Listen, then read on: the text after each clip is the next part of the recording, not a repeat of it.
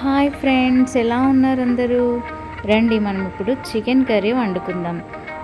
So first కడాయిలో నేను oil వేస్తున్నాను. చూడండి, కడాయి చాలా మందంగానే ఉంది. ఈ ఆయిల్ వేడయ్యేలోపు మనం చికెన్ని కూడా చక్కగా కలుపుకుందాం. చూడండి, చక్కగా కడిగిన చికెన్లో కారం వేస్తున్నాను.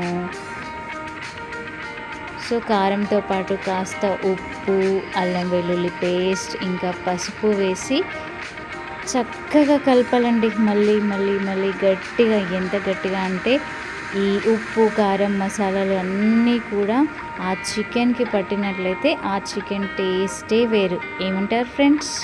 చూస్తున్నారు కదా ఫ్రెండ్స్, అల్లం వెల్లుల్లి పేస్ట్, ఉప్పు, కారం, పసుపు వేసి చికెన్లో ఎంత చక్కగా కలుపుతున్నామో చూడండి. ముందే చెప్పాను కదా, ఇవి ఎంత బాగా చికెన్లో పట్టుకుంటే అంత టేస్టీగా ఉంటుంది మనకి chicken curry. So friends, chicken అంటే ఎంతమందికి ఇష్టమో కామెంట్ చేయండి ఫ్రెండ్స్. చూడండి ఫ్రెండ్స్, ఎలా కలుపుతున్నామో. కలుపుతూనే ఉండు, కలుపుతూనే ఉండు, బాగా కలుపు, ఇంకా కలుపుతూనే ఉండు, చక్కగా చికెన్లో కలిసే వరకు. రండి రండి, మనకి ఆయిల్ వేడెక్కిపోతుంది. ముందుగా కట్ చేసిన పచ్చిమిర్చి వేసుకుందాము. పచ్చిమిర్చి కాస్త వేగిన తర్వాత ఇప్పుడైతే బిర్యానీ మసాలా దినుసులు వేసుకోవాలి. బిర్యానీ ఆకులు అండ్ వీటితో పాటు నేనేం వేస్తున్నాను చూడండి, కాస్త 2 లవంగాలు, దాల్చిన చెక్క అండ్ యాలకులు, ఒక్క యాలక్కాయనే వేసానండి. ఇవి బాగా కలుపుకుందాం ఫ్రెండ్స్. చూడండి, ఈ మిర్చి మసాలా దినుసులు వేగేలోపు మనం ఏమైనా కబుర్లు చెప్పుకుందామా? సరే, అవి వేగిపోయాయి. ఆనియన్స్ అయితే వేసుకుందాము. ఈ ఆనియన్స్ వేసాను కదండి, ఇవి కూడా గోల్డెన్ కలర్లోకి వచ్చేంతసేపు ఫ్రై చేసుకుందాం.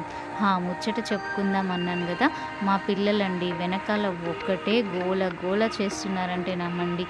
ఎంతమంది పిల్లలు అనుకుంటున్నారా? 6 పిల్లలు ఉన్నారు. అవునండి, 6 పిల్లలు.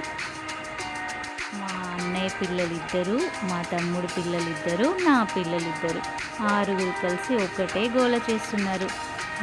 ఒకసారి కర్రీ చూడండి, అవి గోల్డెన్ బ్రౌన్ కలర్లోకి వస్తున్నాయనగానే నేను మరికొంత అల్లం వెల్లుల్లి పేస్ట్ అయితే వేసి బాగా కలుపుతున్నాను.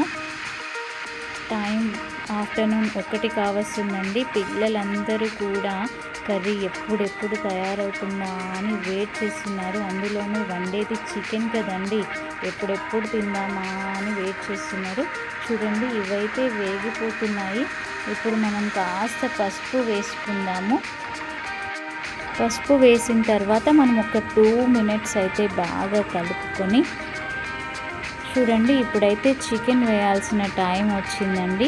మనం చక్కగా ఉప్పు, కారం, మసాలాలు కలిపి పెట్టుకున్నటువంటి చికెన్ ఉంది కదండి, ఆ చికెన్ ఇప్పుడు మనం కడాయిలో వేసేద్దాము. చూడండి, ఇప్పుడు ఈ చికెన్కి ఆ పోపు అంతా బాగా కలిసేలాగా కలుపుకుందాం ఫ్రెండ్స్. అండ్ నాన్ వెజ్లో మీకు చికెన్ ఇష్టమా, మటనా అండ్ ఫిష్ ఏం తింటారో నాకు కామెంట్లో చెప్పండి. ఇప్పుడు బాగా కలిపేసిన తర్వాత కాస్త మూత పెట్టుకొని ఒక 3-4 మినిట్స్ ఉడికించిన తర్వాత చూడండి ఎలా వచ్చిందో. కాస్త వాటర్ అయితే బయటకు వచ్చాయి కదా. చికెన్ కడిగేటప్పుడు ఉన్నటువంటి ఈ వాటరే సరిపోతున్నాయండి. నేను ఎలాంటి వాటర్ కూడా యాడ్ చేయట్లేదు, ఎందుకంటే మా పాపకి వాటర్ వేసి చికెన్ వండామంటే అసలు ఇష్టం ఉండదు. అది తినేది 2 పీసెసే కానీ అసలు దగ్గరనే పక్కనే ఉండి అమ్మ వాటర్ వేయద్దు అని మళ్ళీ గుర్తు చేస్తూనే ఉంది. అండ్ మళ్ళీ మూత పెట్టి మళ్ళీ ఒక 5 మినిట్స్ తర్వాత ఓపెన్ చేసి చూస్తే చూడండి చికెన్ ఎలా వచ్చిందో. ఫ్రెండ్స్, సో ఇప్పుడైతే ఉడికిపోయింది కదా, నేనైతే టమాటోస్ యాడ్ చేస్తున్నాను. సో టమాటో యాడ్ చేస్తే చాలా బాగుంటుందని మా మరదలైతే చెప్తుంది. మా మరదల పేరు ఎందుకు చెప్తున్నాను అనుకుంటున్నారా? సో యాక్చువల్గా కర్రీ చేస్తుంది తనేనండి. నేనైతే నాన్ వెజ్ తినను. సో అసలు విషయం ఇప్పుడు చెప్తున్నాను కదా, నేనైతే ప్యూర్ వెజిటేరియన్ని. సో పక్క నుండి మా మరదలకి హెల్ప్ అయితే చేస్తున్నాను. టోటల్ కర్రీ అంతా చేసేది మాత్రం తనే. ఈ క్రెడిట్ అంతా కూడా మనం తనకే ఇవ్వాలి. ఓకే ఫ్రెండ్స్, టమాటా ఉడికించడానికి మళ్ళీ మనం మూత పెట్టేసి ఒక 2-3 మినిట్స్ ఉంచేస్తే ఫైనల్గా కర్రీ అయితే ఇలా తయారైపోయింది. అండ్ చూస్తున్నారు కదా ఇక్కడ రైస్, సో బగారా రైస్ వేసామండి. ఫస్ట్ పోపు పెట్టేసి కుక్కర్లోనే పెట్టేసి వండేస్తున్నాము. సో ఫైనల్గా కర్రీ అయితే అయిపోయింది ఫ్రెండ్స్. కాస్త ధనియాల పొడి వేసుకున్నాము. చూడండి ఎలా వచ్చింది ఫైనల్గా. ఫ్రెండ్స్, ఈ కర్రీని ఇంకా టేస్టీగా చేయడానికి మనం కాస్త చికెన్ మసాలా యాడ్ చేద్దాం. చూడండి, eastern chicken masala, very tasty masala అండి ఇది యాడ్ చేస్తే చికెన్ కర్రీ చాలా బాగుంటుందని చెప్పి మా ఇంట్లో అందరూ అంటారు. సో కాస్త చికెన్ మసాలా వేస్తున్నాను చూడండి. ఓకే, ఇప్పుడైతే చక్కగా కలుపుకుందాము అండ్ మూత పెట్టేసుకుందాము. అండ్ 1 మినిట్ ఉంచేస్తే చివరిగా మన కర్రీ అయితే రెడీ అయిపోతుందండి. ఒక్క నిమిషం అలా మూత పెట్టేద్దాం రండి. ఓకే, ఇప్పుడు 1 మినిట్ అయిపోయింది కదా. సో మూత తీసి చూస్తే ఫైనల్గా ఇలా వచ్చిందండి కర్రీ టెక్స్చర్. సో ఎలా ఉందో కామెంట్ చేయండి.